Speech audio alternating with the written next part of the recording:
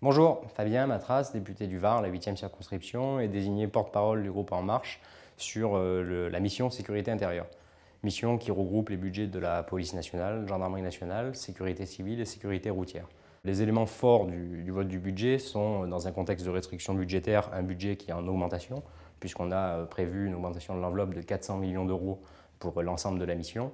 Un budget qui répond également, je pense, aux besoins à la fois des forces de police et des concitoyens.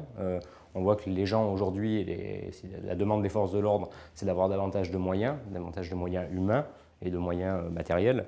Alors les moyens humains, on y répond parce que dans le cadre du vote du budget, puis dans le cadre de la politique qui sera menée sur 5 ans, on prévoit la création de 10 000 postes supplémentaires dans la police nationale et la gendarmerie.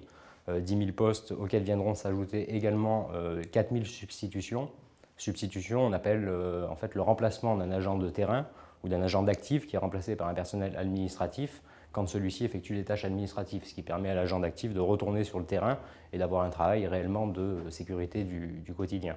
Sur la question des moyens, on y répond sur les moyens matériels tout simplement, et puis sur les moyens aussi immobiliers.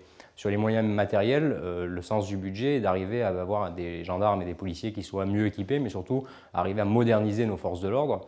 Ça passe par la poursuite de deux dispositifs. Néogend pour la gendarmerie et Néopol pour la police nationale. Néogend et Néopol, c'est un système en fait de passage au numérique de nos forces de police.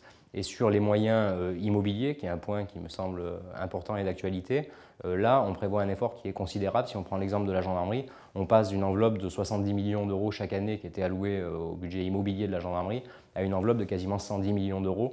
Donc on voit que le ministère de l'Intérieur fait un effort considérable pour la gendarmerie, pour la police nationale aussi, puisque le ministre a annoncé un plan de réfection de l'ensemble des bâtiments et des commissariats.